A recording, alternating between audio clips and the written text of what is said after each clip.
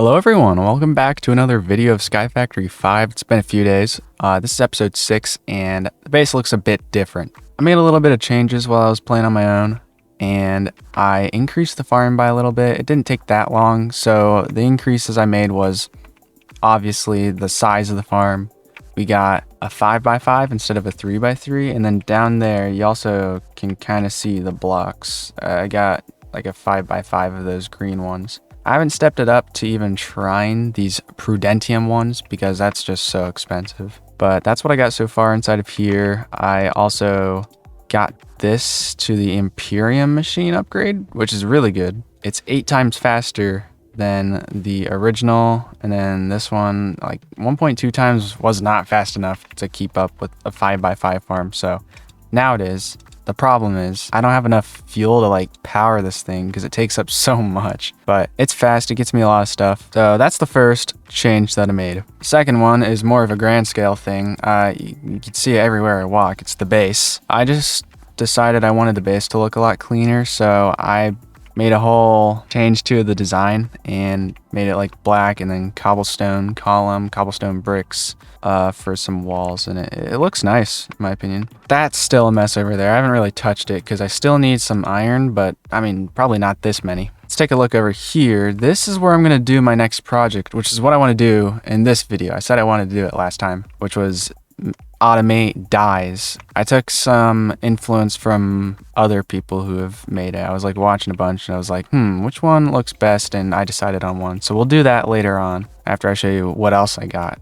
I guess I kind of moved some storage over here just because it was like filling up everywhere else I had over here. And that's another one. We got some more barrels to duplicate my dye, but that won't be required once I get this dye farm built. It'll be completely automatic to an extent. And this is where it brings us to now. This chest has some items I got inside of it. It wasn't too complex. You could see how I could get all of this. Even the ender pearls, which were tortured again in SkyFactory 4, but SkyFactory 5, it's a lot more simple. It's just cyan dye and green dye. But this is for making the simulation chamber and the loot fabricator. So let me grab out these items so far and craft one of them. The simulation chamber, you can do it just like this. Got that. And you need to power it. I'll just place it here for now since I'm not going to do anything with it. I'll show you how it's used though. You're going to take your wither skeleton data module, or in my case I will, and put it in the top left. Now you need some more stuff than just that for this machine to run. Like I said, power, but also in this chest I got a bunch more items to craft something required to run it, which is the prediction matrix. SkyFactory 4, I think it was called polymer clay, but it changed clearly and I got a lot of it. I might use it all at some point, but I can't begin it without energy. So that's the problem we run into if I want to actually use this. And SkyFactory 4 was really expensive when it came to the power. I just hope this thing can be cheaper since they changed almost everything about the mod. We'll have to check on that when I actually use it. But let's craft the other thing, or actually get the items for it, which is this stuff. And although I don't have everything, I'll show you what I need. I put like 4 gold ingots up top to symbolize that I need a netherite ingot because I don't have the scraps. I wanted to go on a mission inside the nether to get a netherite ingot. So let's go ahead and do that. I'm going to grab a bunch of cobblestone and head in there. Trying to go from bastion to bastion to see if I can get it. If I don't, then that's not a problem. But yeah, so let's go to the left one from us, which is in this direction. Just because it's a humongous bastion. I think it's a housing one. I don't know what it looks like on the map totally, but let's go ahead and get there. Here we are. You could probably tell me what it is just by looking at it. I'm not actually sure. I'm not the smartest when it comes to bastions, but here we are. Got a bunch of magma everywhere, if that tells you anything. And a big thing over here. Let's see what's in the chest. I just need 1 netherite ingot. That's it. Soul speed 3. Ooh, that'd be good if I actually ran on soul sand ever. How about these chests? Iron, pork chop, I'll take it. I'll take all the arrows I can get. Ooh, a lot of stuff. Smithing upgrade, need that if I'm trying to get netherite upgrades to my tools, which I won't. No netherite though. How about you? Nothing. And you? Nothing. And you? Nothing. Well, I think that was everything I could find from this bastion. So no netherite, but I think we should go to this one next. That looks like a treasury bastion, which is really good.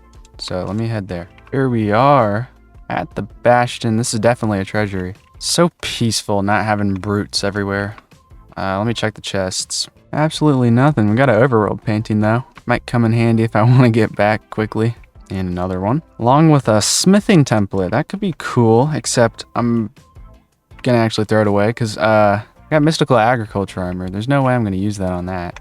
I don't even think you can. I don't really have the inventory space for it anyway, so oh well. Hey, got another ingot inside of here, so I didn't even need the scraps or the debris for it. Just got the pure ingot itself, which is good. I am out of space in my inventory though. I wish I put some stuff back at home. It's okay though. Got a tablet of the Conjure Island. I don't really know how that's used, but it looks important, so I'm gonna take it. But that's pretty much all the important stuff out of the whole Bastion. So I think I'll just go ahead and get out of here now, because that's all I needed. Oops, just get rid of you. Oh God, I'm really far from home. Where am I? I'm in the middle of nowhere. Okay, just go this direction and we'll get back. Oh, I'm back. That took forever. We got the netherite, so we can craft that little thing. Loot fabricator. Yeah, just put that next to this thing for now. We're not going to be using it today. That was just finishing up what I wanted to do last episode. So let's get over to the dye automation process after I put some stuff back. All right, put that stuff away, and I got some stuff that I want. This dye automation process is going to be done in line. Dye 1, dye 2, dye 3, dye 4, each only taking up a line of space. And I'm going to go right to left, starting with light gray dye. And just like over here, we're going to use the same method because it's easy. It's super easy. And there's just a better way to do it. So let's get this started. First of all, I'm just going to build a little pathway back here just so I have some space to work with, and I'll make a wall here to contain what I want to build. All right, got that done. So got a barrel here. I got a wooden hopper here. I also need an actual barrel as well, so that I can put water inside of it, like this one here. So we're gonna put it down. I'll do like right here, and that's gonna be where all of the dyed water pours into, so I can put sand into it, creating me the dye blocks that I want. So where's the sand gonna come from? It's gonna come from this barrel here. I'm gonna put this above, like right there. That'll work. Doesn't matter which orientation it is, and put that there. So if I put sand in here like that, it can't just go in here without anything in there. Like if I put a water bucket, then the sand will go through and we'll get a piece of clay. But if it was colored water, it would have been a piece of light gray dye. Let's go ahead and demonstrate that by taking one of these buckets and putting it in this barrel. Yeah, you'll get the block of light gray dye. And I'd say so far so good. But how are we gonna get the colored water to drip into here? We don't have dripstone and everything. Well, we will have dripstone. That's what I'm gonna be using for this one. And you might think that's a little too slow for you, but we're gonna have a lot of it. That's why I grabbed 2 of these fluid hoppers to show you. So I'm gonna put one right here and right here, because why not? And these obviously extract fluid from above. So if I was a water bucket, that would take the fluid and transport it to this one, which is what I placed it inside of, which would transport it inside of this one. Do you see where it's going here? If I get a block of light gray colored dye here, or any other dye, then it's gonna go in there and get to here, and the sand will turn it into the dye block. So continuing on that thought, I'm gonna get these 2 black barrels, place it on top of these fluid hoppers, and then just like you see over there, my previous primal dinky looking automation system, I'm gonna use dripstone to drip light gray colored water inside of those cauldrons over there, and it's gonna be a lot smoother than these fluid cables. I don't know what's wrong with Cyclic. I think there's like some build things I'm doing wrong with it, but it doesn't look great. So let me take the pointed dripstone from over here and use it for our system. So to do this, put like a cobblestone thing above it, and the dripstone can be as close as this, believe it or not. Drip right back into there, which I'll do just to save some space so it looks more compact like that. And then the water, colored dye water, will go right above the cobblestone in a secured place, just like this. And you can see it dripping right now. You just saw that. That was working. That went straight into the barrel. It doesn't fill up right away, by the way. And you see this one dripping too. Now, if I go up here, you might notice that I was talking about going inline. how is going inline gonna work if we got one water here, one water here? Are they gonna like mix or something? No. It's like oil and water. They don't mix, they stay separate. So if you had a color here and you had a color here, they'll stay separate. They won't do anything to each other. They'll stay just like this. They won't do anything. So that's what will happen if you care. But make sure to dye your water the color that you want, and that'll drip correctly. But essentially, that's the whole idea of automating this dye here. Those fill up, those flow through the fluid hoppers into this. And once the block of water is there, sand from here, go into there, turn it into the dye blocks. Now here's the disappointing part. We don't have unlimited sand. I haven't thought of that yet, and I'm kind of thinking for now it would be best to just take a stack of sand from my automatic sand machine over here, and just whenever I need a block of dye, because I'm gonna be running over here anyway to grab the dye that I want. Oh yeah, here. That worked, by the way. But whenever I want it, I just put it in here, and all the water that's loaded up over here is gonna flow into this one, getting me the block of dye that I want. 64 of it. I think that would be a really good idea. So I don't know how long this path should be. I'm just gonna do around 10 blocks and upgrade it in the future if I'm thinking, hey, that's not enough when it comes to me needing dye a lot. But let me finish that one and I'll build another one right next to it just to show you a comparison of how it will look. All right, just finished up a second one and the rest of the first one. So this is what it looks like from above. You just got water separated into its own category, just like I said before. And then you got these things dripping down, and for the most part, it works. But if you click it a little too fast here, then it breaks and it just leaves water here without sand turning it into a block of colored dye. So if you're building this, include a system like below it with a chest here, which I'll just get a crate instead, or not a crate, a barrel. You'll put those there and attach a wooden hopper going from below this into the barrel. So let me do that real quick.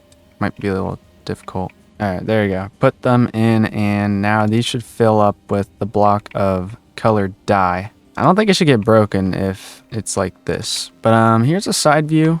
If you want to see, everything's going to behave the same as the one over here, but it's going to look a lot nicer because I don't have that whole sand making machine in the way. But anyways, let's build the rest of them so that it actually looks completed. All right, I finished this. This took forever. Cannot stress how long it took. Maybe close to an hour and a half. But we got all the colors up here, and I even upgraded my set to Prudentium just because I had so much resources. Like, I went right to left based off the colors here, so I got like light blue dye, and that helps a lot with creating this gear because of these prosperity shards that you get from throwing that in Soulfire. But it's all done. You put sand in here, and I mean, all the dye blocks that you could ever want pop out. Perfectly normal. Just how it's supposed to work. There's like no errors with this. Couldn't even see an error even happening. But when it runs out of sand, you'll know because there's colored water here and there's no sand up here. But this is the visual sign telling you that you need more sand in there or whatever. But that's done. That's going to be really convenient for crafting in the future. And to be honest, I don't know what the future holds because I don't really know what to do other than get more power because of the simulation chamber beating the wither. That's one project by itself, but I don't know what to do after that. Anyways, that's what we're working with when it comes to mystical agriculture essence, and I'm gonna steal the power for now because I want to show you how this simulation chamber works along with the loot fabricator, which I'll just put in the center of this with some fuel. I think I need just any burnable. I'll do white planks, and that'll power this. Cool. And this, you saw that turn on just a little bit. Might have been doing that already, I don't know. But this is powered now, and it's, oh god, 4096 FE per tick. And each tick isn't even a percent. Like, watch this. You see this, it fills up to 4096. It just went down again. I think every 2 ticks is 1%. Oh, that's horrible. That shows how much I need a better power source than this. This thing, I'm not even gonna keep it there. It's not worth keeping there. I'm just gonna put it back where this is. So what can we do for power? Let me take a look at my task book. Age of Power, passively cooled reactor from the bigger reactors mod. Oh no, I'm terrible at making reactors. Okay, we'll do it. We'll do it. But I know this project, it's gonna take forever. So we're gonna do this and then that'll be the end of the video. Okay, I just looked up a super convenient tutorial on how to use the mod. I'm kind of well versed in everything now. So if you want to do the bigger reactors mod, then you can watch me or some other tutorial video. But the basics of it is that I need reactor casing and every material that I don't have is here, which includes graphite ingots and uranium. Uranium, I think can be crafted easily somehow because it is the fuel source of the reactor. I can't imagine it could be super difficult to create. Yeah, green dye and gray dye or ash, whatever you want. So that could be super useful. Might have some already. No, I don't. But I can drop some sand in the ones that I want, like green. I don't really have a good indication of which one's green. Just kind of gotta guess. It's this one right here. So I can just dump sand into the one that I want to produce dye, which is this. And that'll give me a lot of green dye over time, but I could just produce some myself if I'm running low on the ones in here. And then I need gray dye, which is somewhere near. Oh, it's this one. Dump sand in there. There you go. Top two priorities, green and gray. Cool. As for the graphite ingot, you melt graphite dust down. Never mind, don't do that. You melt coal or charcoal down. So you just dump a crap ton of logs into a furnace and then charcoal from that into graphite ingots. That's it. Doesn't seem too difficult. Just a lot of smelting, a lot of waiting, but I can do that. So we figured out how to get the two resources that I didn't have before so that I can craft a bunch of this stuff and just have uranium as my fuel. So how do I build it? Well, let me get an area for that. I kind of want it to be near my mystical agriculture plants over here just because that needs power, and near my simulation chamber and loot fabricator. So maybe it should be right around this area. Let me bridge out. Okay, this is a pretty good area. So now I need to get those reactor casing that I wanted along with all these freaking graphite ingots. That's smelting time that it's gonna take is massive, but I gotta do it. So we'll get about around 90 of those, 89. I'm following a tutorial on YouTube. I should post the link in the description if you want to watch the same one. They explain it really well. But I need like 89 of these reactor casings. I need a reactor terminal, which is pretty simple. Reactor access port, 2 of those, pretty simple. A reactor power tap, super duper simple. I mean, all this is easy to create. It just takes forever. I think I said that before, but yeah. But while it's smelting, while everything's doing its thing, I gotta figure out how to get uranium automated. Obviously, we're able to get it through our thing over here, but that's not automatic. That's just getting dyes that I put sand into. It is a lot though, because I can get 64 raw uranium just like that. It's pretty good. But how can it be automatic? Thinking that might have to be a future problem. I don't see a way of doing it yet without having a cyclic transportation system for items like wirelessly, because I gotta transport sand into here continuously and I can't do that without having that machine and a bunch of item cables coming over here. That would be inconvenient. And then I gotta transfer this stuff out automatically. So I think automatically holding up the reactor by crafting those uranium ingots are gonna have to be something of the future when I have an ME system and I have more advanced materials to craft all the cyclic things I want. Or Ender IO, that works too. I should just focus on making the reactor. So let's see what we can get with the items I have so far. That's about 48 of the reactor casings, which it's not enough, definitely not enough. It's close though. I can start building the base. And the base is gonna be built here. It's a 5x5. So just do a literal 5x5 floor of reactor casing. Do that, do that. Then craft yourself that reactor terminal I was talking about before, just like that. You saw it. This is simply the on switch. I don't think it needs to be really close to where we are. So I'm gonna put it on this side right there. Click on that. It tells you if you've built the whole thing all the way. So don't worry about that until it's complete. Next up, get yourself 2 of these reactor access ports. These things will allow you to input items like your fuel and output items like your waste. So we can put that there, this here. And I think the last thing you want on the outside is this reactor power tap, which is super simple to craft, just like that. You're gonna put this on the opposite side of these access ports, but I'm gonna test if it works here. If it doesn't, then I'll put it back here. There's no problem. So that's good for the outside. You're just gonna wall off the second layer of this reactor, and then we'll start building on the inside. So for the inside, you're going to want these reactor fuel rods, 15 of them. They're crafted just like this: iron, graphite, uranium. You'll figure it out. You're going to take those and put it in a unique pattern like this, just a star shaped pattern or a plus,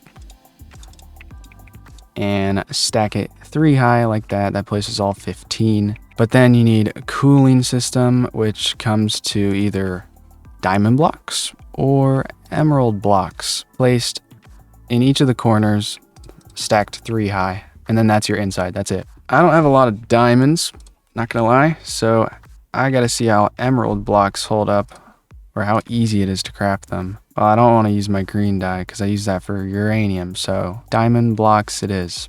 Okay, get my diamond blocks. It's not fun wasting all of that dye on it just to be used in one thing.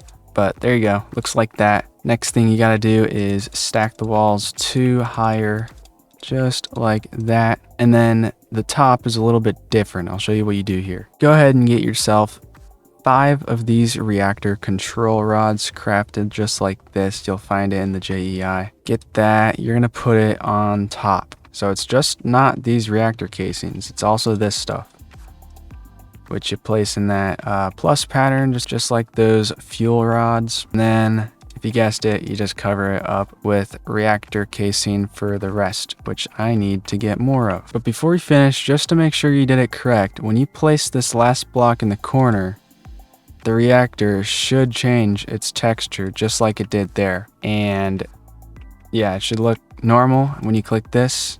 There you go. This turns it on. Don't turn it on. Make sure you have fuel in it and a way to export the waste. Designate whichever one you want to waste and whichever one you want to fuel. It doesn't matter. So in my case, I'm just going to set this one to waste and this one to fuel. I'm going to put down 2 chests below it. Item cable there from Cyclic Mod. Also the wrenches too. So with the wrench, if you want this one to be output, click it. Don't shift click, don't do anything, just click it. And then make sure this says output. This one here, input, so that it won't output anything. And you're gonna click on it down here instead so that it's taking from this into that. This is taking from that into that. That's where you put your uranium. It's not gonna turn on. I'm actually surprised it just swallowed my uranium like that. I didn't expect that, which is why I'm gonna have to have a lot of uranium. So I'm gonna smelt a lot more down to ensure that I have some fuel for this, but you don't need to have full fuel for this to even start. We're good right now. But just so you can actually use all the power, make sure you get some energy cables from Cyclic 2 or some flux cables. It doesn't really matter. As long as you can extract the power in some certain way, you'll be good. So I'll just take that and do this. Make sure it's over all the machines I want it to be over, like this one, these 2. So nothing's going in it yet because I haven't turned it on. But also, by the way, do this just in case. I don't know if it's gonna work if you don't do that, but just to be safe, make sure you got that white thing there through your wrench. But I put in another bunch of ingots. This is full now. Temperature is also lower than the max that it wants. So you can go ahead and turn it on. It's gonna go above it, but the video reassured me quite well that it wouldn't melt down at the temperature it's at now. I think it has to get like way above it for it to do that. So I'm producing 11,000 RF per tick. I don't know how fast this is being consumed. 1 bar every 10 seconds, maybe longer, I don't know. So we got a little bit of time advantage on it while I smelt some more down. But there you go. That's working. This thing should, oh yeah, it's already produced 1 wither skeleton matter prediction. So I can put this in here, select what I want. Do I want a wither skeleton head or do I want a wither skeleton skull? I don't know what the difference is. Oh, that's not good. What's the difference? Okay, I just looked it up. It's a wither skeleton skull that we need. So we click on that and then this transforms into the wither skeleton skull. I think SkyFactory 4 had like 1 of these is equal to like 4 or 3 of them. Now it's only 1. So it's a little underwhelming, but it's working. Got FE for days because 11,000 per tick. It's almost triple what I need for this thing to run as fast as it can. That's really good. Still, fuel is going to be a problem. I don't know how I'm going to keep that up, but hopefully if this isn't using any more power than what this is producing, then it won't run and power won't leak out of it, making it want to run more and waste fuel when I don't need to. I don't know if that made sense to you, but I'm just worried that I'm gonna run out of fuel. Oh yeah, and by the way, the waste that comes out of it is called cyanide ingots. I don't know what you do with them at all. Can be used to craft some stuff, probably some really good stuff, but I'm not really gonna look into that just cause I've already got what I wanted. So we got one more wither prediction to get us that last wither skeleton skull, and we can spawn the wither in the nether. If this video wasn't getting long enough already, I just took the prediction matrix out of it, so it's not wasting any more power. It should not. It really shouldn't. So if this thing's still running, I'm gonna crash out. Oh man, why is it still running? I wish it didn't do that. That's annoying. Oh well. But like I said, video's getting kind of long. So I'm going to end it here today. I hope you enjoyed me building a reactor and me automating the dye over there. If you have any suggestions for what I can do to progress faster or what I should do next, let me know. Definitely going to fight the wither and try to upgrade my gear a little bit more in the next one. But for now, that's it. I'll see you in the next one. And bye.